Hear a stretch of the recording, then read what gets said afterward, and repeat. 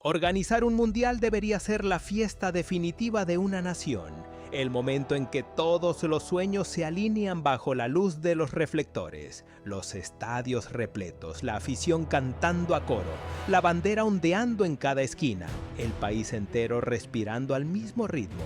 Pero, ¿qué ocurre cuando ese sueño se transforma en una pesadilla que parece seguir a cada anfitrión? Desde el año 1950, varias selecciones han vivido derrotas tan brutales que muchos creen que una sombra los persigue. ¿Coincidencia o destino? Desde el primer torneo en Uruguay hasta los últimos torneos en el Oriente Medio, la historia de los anfitriones ha sido una montaña rusa de glorias y caídas.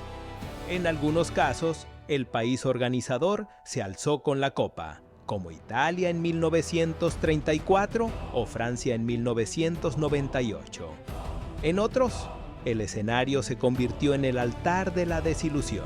La pregunta que nos planteamos es, si jugar en casa debería ser una ventaja, ¿por qué tantos anfitriones terminan con el corazón roto?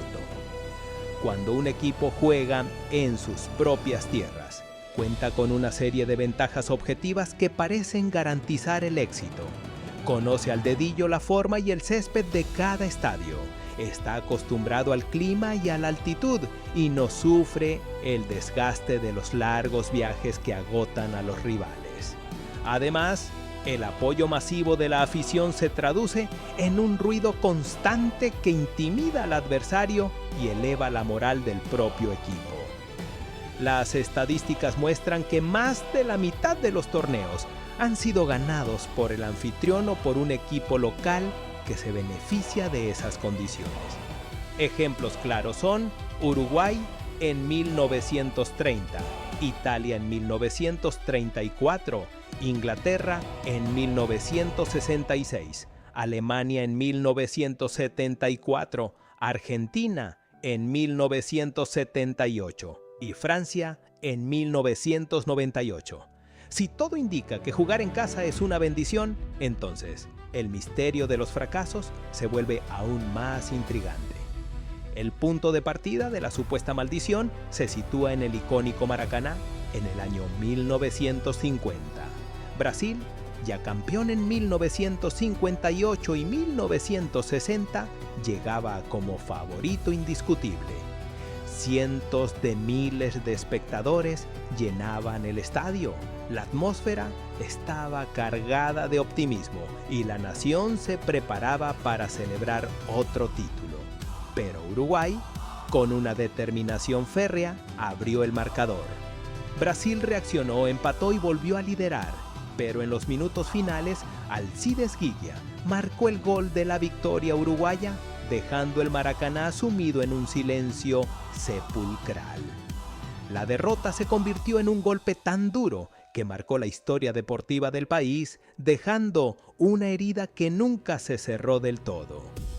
4 décadas después, Brasil volvió a organizar el torneo con la intención de curar esa antigua herida. El año 2014, el país esperaba escribir un nuevo capítulo de gloria. Sin embargo, la semifinal contra Alemania se transformó en una catástrofe que nadie había imaginado.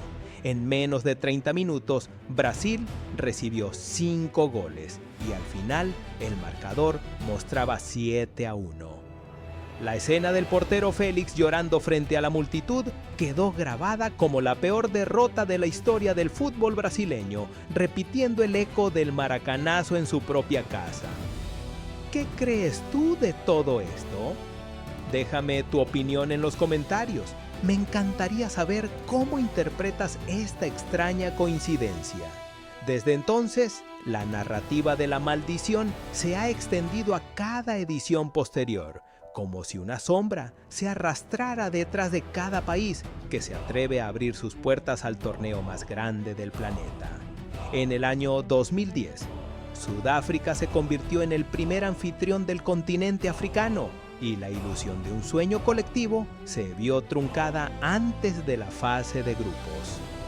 La selección local, cargada de esperanza, cayó ante equipos con experiencia internacional y la nación se vio obligada a observar desde la barrera los goles que se escapaban. La frustración no solo quedó en el marcador, resonó en los pasillos del estadio, en los bares y en los hogares donde la gente había invertido años de expectativas. 4 años después, en el año 2018, Rusia organizó el certamen bajo la sombra de controversias políticas y sanciones. La selección rusa superó las expectativas iniciales, llegando a los cuartos de final, pero el sueño de levantar la copa quedó fuera de alcance. La presión de representar a una nación que buscaba legitimidad internacional, combinada con la exigencia de triunfar en casa, resultó ser un peso demasiado grande para los jugadores. Los errores tácticos y la falta de frescura en los últimos minutos se convirtieron en una lección amarga. La ventaja de jugar en casa no garantiza la victoria cuando el entorno emocional se vuelve una carga insoportable. El caso más reciente, el año 2022, mostró una nueva faceta del mito. Qatar, con su infraestructura futurista y su clima artificial, intentó reinventar la idea del anfitrión. Sin embargo, el primer partido del torneo se convirtió en una sorpresa inesperada. La selección local perdió ante su rival inaugural, marcando la primera vez que el país anfitrión caía en el arranque oficial. La combinación de una población expatriada, la presión de demostrar que un país pequeño podía organizar un evento de tal magnitud y la falta de experiencia en competiciones de alto nivel crearon una tormenta perfecta. El resultado fue una derrota que quedó grabada en los titulares internacionales y que alimentó aún más la idea de una fuerza invisible que acecha a los anfitriones. Frente a estos ejemplos, la hipótesis de una maldición parece cobrar fuerza, pero si analizamos detenidamente los factores subyacentes, descubrimos que la verdadera amenaza no es un embrujo sobrenatural, sino la presión psicológica que se acumula en cada nación anfitriona. Cuando un país se prepara durante años, invierte recursos inmensos y alimenta la imaginación colectiva con la promesa de gloria, la expectativa se vuelve un peso que aprieta el pecho de los jugadores. Cada error se magnifica, cada decisión táctica se revisa bajo una lupa implacable y la culpa de un resultado negativo se traslada al conjunto de la nación, no solo a los atletas. Además, el entorno mediático actual intensifica esta presión. Las redes sociales, los análisis en tiempo real y la constante exposición de los deportistas a la crítica pública crean un ambiente donde la confianza puede desvanecerse rápidamente. Un gol concedido a los minutos finales, una falta no cobrada o una falta de cohesión en el equipo pueden desencadenar una reacción en cadena que se traduce en una derrota histórica. En este contexto, la maldición se revela como una metáfora de la fragilidad humana bajo la mirada de millones. Al final, la lección que emerge de esta historia es que el privilegio de ser anfitrión lleva consigo una responsabilidad que trasciende el terreno de juego.